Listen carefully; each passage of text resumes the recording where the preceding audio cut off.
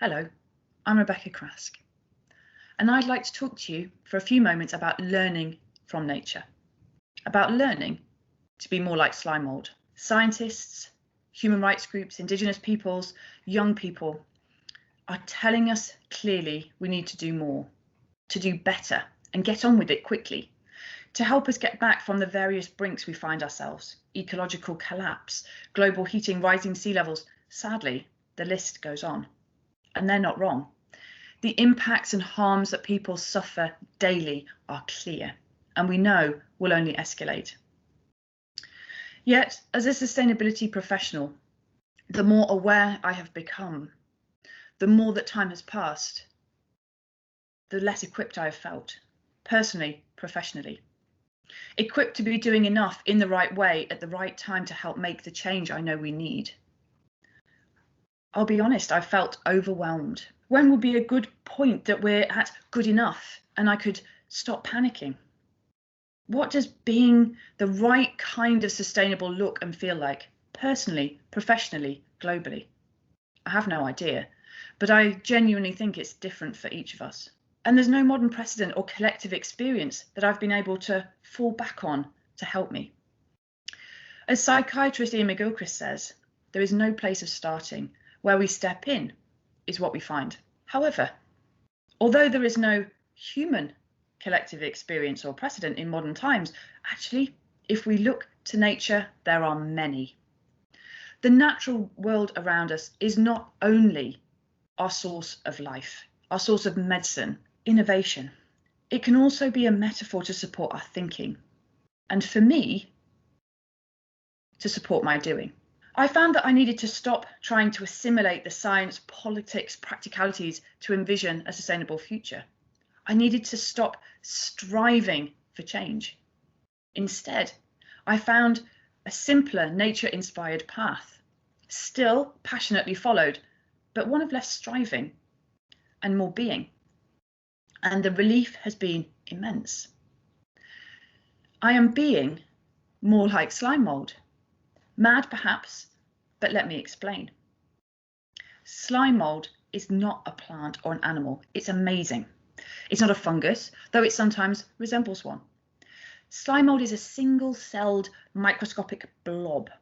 It moves around by extending, creeping arm-like limbs. It's an amoeba, a brainless, single-celled organism, often containing multiple nuclei, and it can combine with other slime molds and grow. Yet, for having no brain or neurons, slime molds are incredibly intelligent, capable of solving complex problems with extreme efficiency. In one of the most well-known slime mold experiments, scientists left the slime mold to explore a small territory that contained tiny piles of oats. Slime mold loves oats. The mold found out in branching patterns and created a series of strong network trails. Nothing unusual there. However, the piles of oats were not random. They were strategically placed to match the train stations in and around Tokyo City. The slime mold was started from the central station. The mold had morphed itself into a network, a route that was amazingly close to the actual rail system. And it took 26 hours. The mold's optimized hunt for food resembled the efficiency of human engineers with years of training. Slime molds are touted as being the inspiration behind driverless cars. They are amazing. They are alive. They can make distinctions, build systems, solve mazes, share knowledge by fusing with other slime molds. They have perspectives and they can build habits. Sounds a bit like people. Well, in many ways, yes, but there are some crucial differences, beyond the blobby sliminess, of course. And it's in these differences, the core values and boundaries of being a slime mold, that inspiration and guidance for life, innovation, teaching, and so much more have been found by researchers, artists, engineers, and economists. And me. So that's what I'd like to share with you. The inspiration from slime mold for how to support sustainable change if, like me, you're feeling a bit overwhelmed. Insight number 1. Slime mold maintains a constant conversation between its collective self and the natural environment. It communicates via oscillation, like the ripple of a wave along a piece of string. What does that mean for us? Well, it means recognizing that communication is not effective in isolated parts. We need to join the conversations together to ensure a continuous flow of feedback and information, all done with the constant input, reflection and connection to our natural environment. For us, it is knowing our natural systems and their processes globally, but also locally, and how it impacts our communities, our business operations. We need to understand the signals that nature is sending us. And as famous naturalist John Muir says, when we try and pick out anything by itself, we find it hitched to everything else in the universe. Knowing these natural systems, knowing the processes, and understanding the signals what we're being sent means that we can adapt accordingly, so that we then, as individuals, communities, businesses, can be a restorative element in that system. Fundamentally recognizing that we are a part of our natural systems and not on the outside looking in. Insight number 2. Slime mold continuously learns. It then acts as a collective, anticipating change and in response to those signals from the environment. For us, well, it means cultivating a growth mindset, knowing that we can always learn more, gain new insight, evolve and grow. And to do this, we need to set dedicated time to learning, to practicing, to reflecting, and then evolving forward as individuals, as teams, as communities. And perhaps it also means that we can see sustainability not as a singular destination, but as an iterative learning process.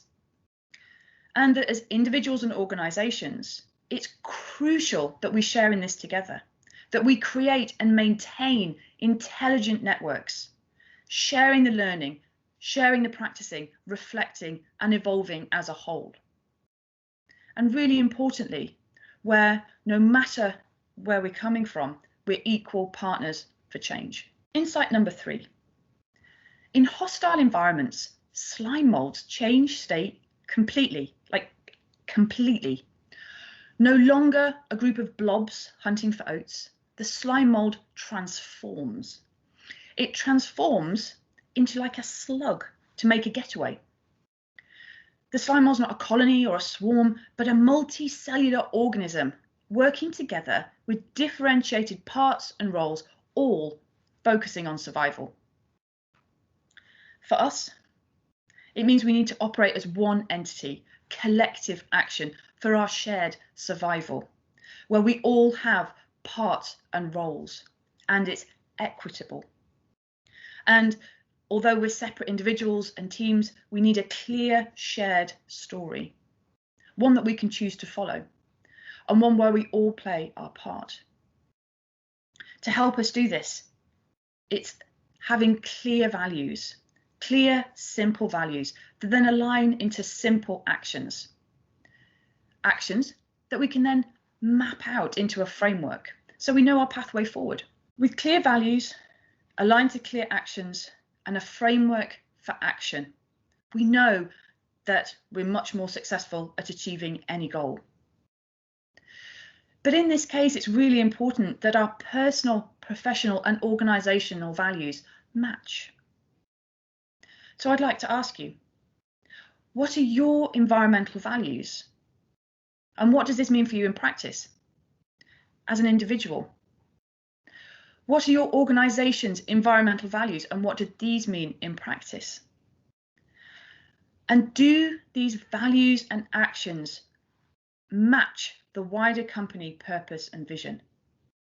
Do they integrate and form a greater whole? If not, if these values between any of those parts don't match, or if there's conflict between the wider company purpose and vision and the true environmental values that you're saying you hold and want to move forward.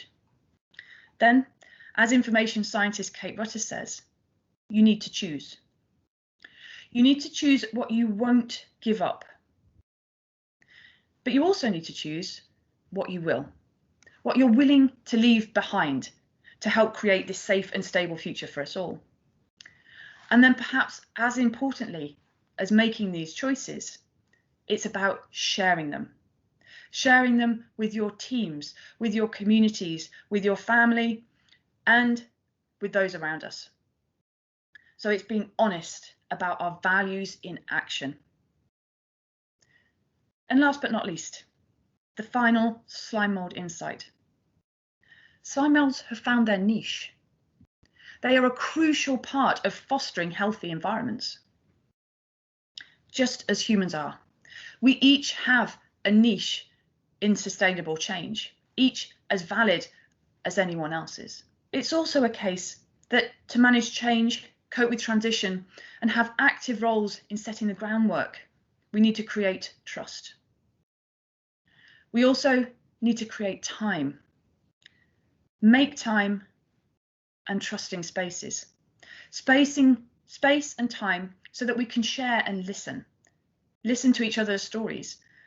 Listen to the wisdom of previous generations. Notice where we are at now.